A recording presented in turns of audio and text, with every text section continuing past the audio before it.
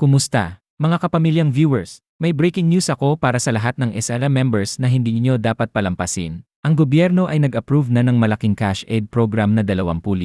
At alam kong excited kayong malaman kung kailan darating ang pera na ito sa inyong mga account. Kung LADA member kayo o may kakilala kayong LADA member, sobrang importante nitong video na ito para sa inyo. Kaya siguruhing panoorin nyo hanggang sa dulo. Pero bago natin pag-usapan ang lahat ng mga detalye, kung hindi pa kayo nag-subscribe, ay smash niyo ang subscribe button at i-hit ang notification bell para updated kayo sa latest news at updates tungkol sa mga government benefits at financial assistance programs.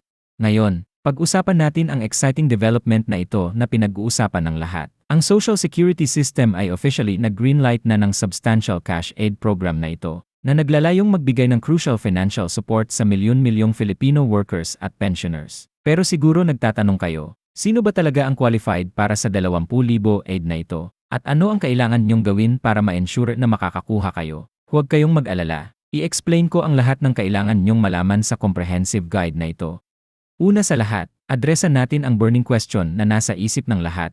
Kailan ba i-distribute ang pera na ito? Ayon sa latest announcement ng mga DAIA officials, ang distribution ay nakatakdang magsimula sa mga susunod na linggo. May systematic rollout plan para ma-ensure na lahat ng eligible members ay makatanggap ng kanilang benefits sa organized manner. Ang agency ay nag-emphasize na nag-implement sila ng strategic distribution schedule para maiwasan ang system overload at ma-ensure ang smooth processing para sa lahat ng beneficiaries.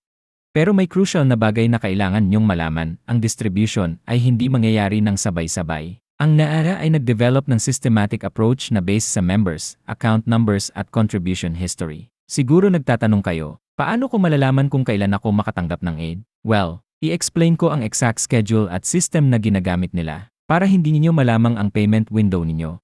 Ang qualification criteria para sa cash aid program na ito ay particularly importante na maintindihan. Para maging eligible, ang mga members ay dapat gumawa ng regular contributions sa kanilang NARA accounts na may specific attention sa kanilang contribution history sa nakaraang taon. Pero huwag kayong mag-worry kung may na-miss kayong ilang payments, may pag-asa pa. At i-explain ko exactly kung ano ang kailangan nyong gawin para potentially ma-qualify kahit hindi perfect ang contribution record ninyo.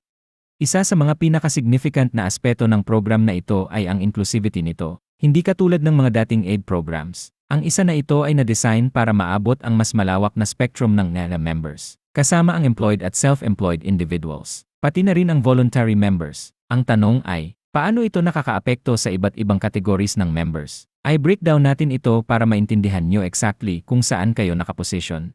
Para sa mga employed members, ang process ay relatively straightforward. Ang employer ninyo ay may crucial role sa verification process. Pero ano ang mangyayari kung recently kayo nag-change ng jobs o kung may mga discrepancies sa employment records ninyo? I-explain ko ang mga steps na kailangan nyong gawin para ma-ensure na updated at accurate ang information ninyo sa NARA system. Ang mga self-employed members ay siguro nagtatanong tungkol sa specific situation nila. Ang good news ay kasama kayo sa program na ito. Pero may mga additional steps na kailangan nyong gawin para ma-ensure ang eligibility nyo. I walk through ko kayo sa mga requirements na ito at i-explain kung paano ninyong ma-verify ang status ninyo sa system. Ngayon, pag-usapan natin ang application process mismo. Habang na-streamline ng SIA ang marami nilang services para ma-access online, ang particular aid program na ito ay may specific requirements at procedures. Siguro nagtatanong kayo kung kailangan nyong bumisita sa NARA branch personally o kung lahat ay pwedeng gawin digitally. I-explain ko exactly kung anong documentation ang kailangan nyong ihanda at ang best way para i-submit ang application niyo para maiwasan ang delays o complications. Isang crucial aspect na concern ng maraming members ay ang verification process. Paano ko confirm ng EIO ang eligibility niyo? At ano ang pwede nyong gawin para ma-speed up ang process na ito? I-share ko ang mga insider tips para ma-ensure na ang application niyo ay mabilis na dumaan sa system. Kasama ang common mistakes na dapat iwasan at best practices para sa documentation submission.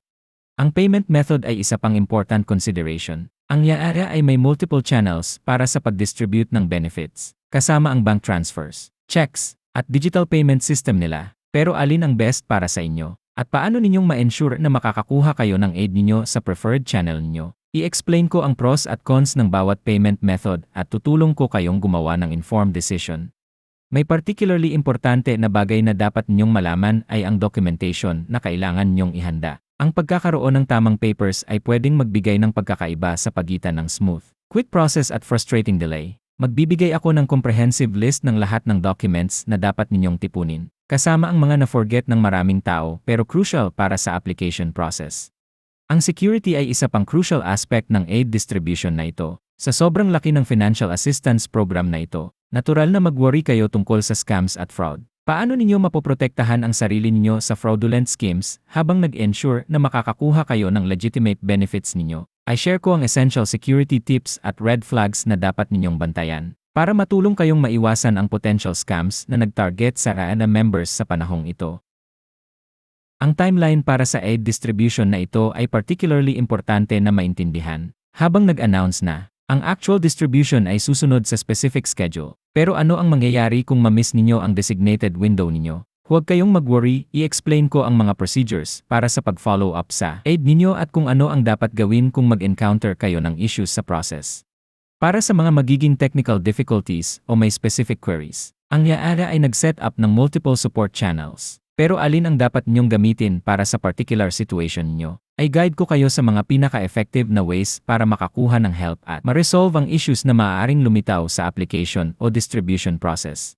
Worth noting din na ang cash aid program na ito ay parte ng mas malaking government initiative para suportahan ang mga Filipino workers sa challenging times na ito. Ang pag-intindi kung paano ito kasama sa broader picture ng available benefits ay makakatulong sa inyong ma-maximize ang support na eligible kayo. May iba pa bang programs na dapat ninyong alamin? Pag-uusapan ko ang related benefits na maaaring relevant sa situation ninyo.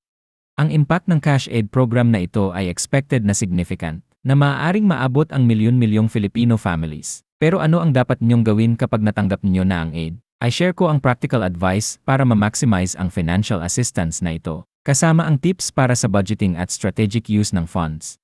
Para sa mga hindi ma-qualify sa particular aid program na ito, huwag kayong mawawalan ng pag-asa. May alternative support programs at options na available. At I outline ko briefly ang mga alternatives na ito na maaaring ninyong i-explore. Tandaan niyo na ang pag-stay informed ay crucial sa panahong ito. Ang implementation details ng program na ito ay maaaring mag-adjust habang nagro-roll out ito. Kaya paano kayo mag-stay updated sa latest information? I share ko ang reliable sources at channels kung saan makakakuha kayo ng accurate, timely updates tungkol sa program.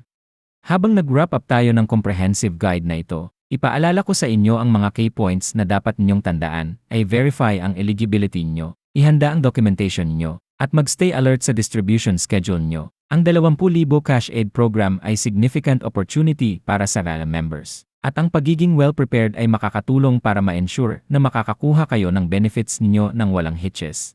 Bago kayo umalis, huwag kalimutang i-like ang video na ito at i-share sa pamilya at mga kaibigan nyo na maaaring makabenefit sa information na ito. I-hit ang subscribe button kung hindi pa kayo nag-subscribe. At i-click ang notification bell para updated kayo sa latest news tungkol sa government benefits at financial assistance programs. I-drop ang mga tanong ninyo sa comment section sa baba. At gagawin ko ang best ko para ma-address sila sa future videos. Salamat sa pagpanood hanggang sa dulo ng video na ito. Ang financial well-being ninyo ay importante. At nandito ako para tulungan kayong mag-stay informed sa mga importante na developments na ito. Stay tuned para sa mas maraming updates. At makikita ko kayo sa susunod na video. Take care at stay safe, everyone!